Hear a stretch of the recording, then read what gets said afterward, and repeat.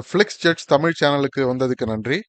இந்திய மற்றும் உலக மொழிகளில் உள்ள படம் மற்றும் சீரியல்ஸை அலசி ஆராய்ஞ்சி அக்குவேர் ஆணிவேர் ஆக்கி பார்க்கலாமா வேணாமான்னு நீங்க முடிவு பண்றதுக்கு ஒரு ரேட்டிங் கொடுக்கறது தான் என்னுடைய வேலை. வாங்க இன்னைய வீடியோக்குள்ள போகலாம்.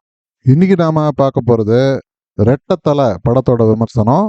இந்த படத்துல அருண் விஜய், சித்தி, தான்யா ரவிச்சந்திரன், ஜான் விஜய் இப்படி பலரும் நடிச்சிருக்காங்க. இசை சாம் சிஎஸ், இயக்கம் கிரிஷ் திருக்குமரன். ரெட்டத்தலை ஒரு கிரைம் ஆக்ஷன் ட்ராமா அப்படின்னு சொல்லலாம். படத்தோட கதை என்னங்கிறத உங்களுக்காக சுருக்கமாக சொல்றதுக்காக வாழ்க்கை மண்டையில் முடிய தேடுற மாதிரி தேடி சொல்ல முயற்சி செஞ்சுருக்கேன். நம்ம டைரக்டர் திருக்குமரன் ஜான்விக் மாதிரி படங்கள்லாம் பார்த்து ரொம்ப இன்ஸ்பயர் ஆயிட்டாருன்னு நினைக்கிறேன். ஜான்விக் நன்றியுள்ள ஒரு நாய்க்காக பல பல கொலைகளை செய்வார். இதில் வர ஹீரோ அருண் விஜய் நன்றி கெட்ட ஒரு காதலிக்காக அதே அளவுக்கு கொலைகளெல்லாம் செய்கிறாரு.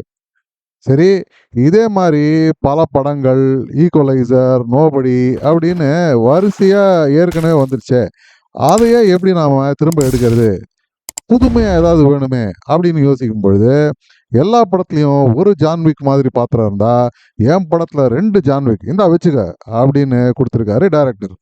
அதுக்கப்புறம் ஜுராசிக் பார்க்கில் இந்த டீரெக்ஸு, ராப்டர்னு விதவிதமான டைனாசர் இருந்தால் அது கடிச்சு துப்புறதுக்கு ஆட்கள்லாம் வேணாமா, அதுக்கும் இந்தா வச்சுக்க அப்படின்னு local gangsters, Goa gangsters, international gangsters, corrupt போலீஸ்னு மானாவாரியா நம்ம அருண் விஜயோட கையால் விதவிதமாக சாகிறதுக்காக பல பாத்திரங்களும் உண்டு.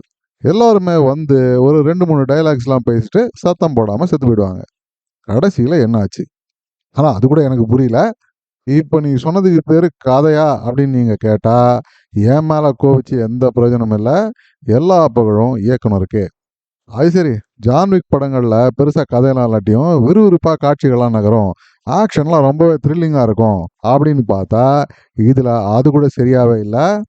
ஒரு ஃப்ளோவே இல்லாமல் ஜம்ப் ஆகிட்டே இருக்கும் காட்சிகள். ஒரு காட்சியில் ஹீரோ வில்லனை தேடி போகணும் அப்படின்னு நினைப்பாரு. அடுத்த காட்சியில் வில்லனோட கூடாரத்துக்குள்ளேயே வந்து எல்லாரையும் போட்டு தள்ளிட்டு இருப்பாரு. எப்படி அவர் அங்கே வந்தாரு தெரியாது. வேற ஒரு காட்சியில் வில்லன் ஹீரோவை தேடுவார். ஹீரோ வேற யாரையோ துரத்திக்கிட்டு எங்கேயோ ஒரு ரயில்வே ஸ்டேஷனுக்கு போய் சேருவார். ஆனால் வில்லன் கரெக்டாக தன்னோட ஆட்களோட அதே ரயில்வே ஸ்டேஷனில் ஹீரோவுக்காக வெயிட் பண்ணிட்டு இருப்பாரு. இது எப்படி சாத்தியம்?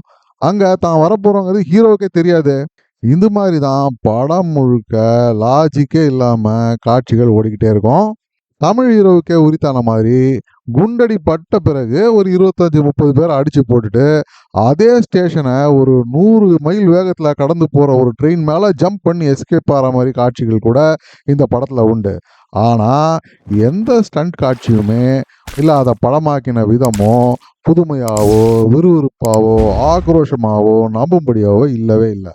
அதனால் வெறும் ஆக்ஷன் இருந்தால் போகிறோம் அப்படின்னு நினைக்கிற ஜான்விக் பட ஃபேன்ஸை கூட இது திருப்திப்படுத்தவே ரொம்பவே டிசப்பாயிண்டிங்கான ஒரு படமாக தான் இருக்கும். நடிப்புன்னு பார்த்தா யாருக்குமே எந்த ஸ்கோப்புமே இல்லை.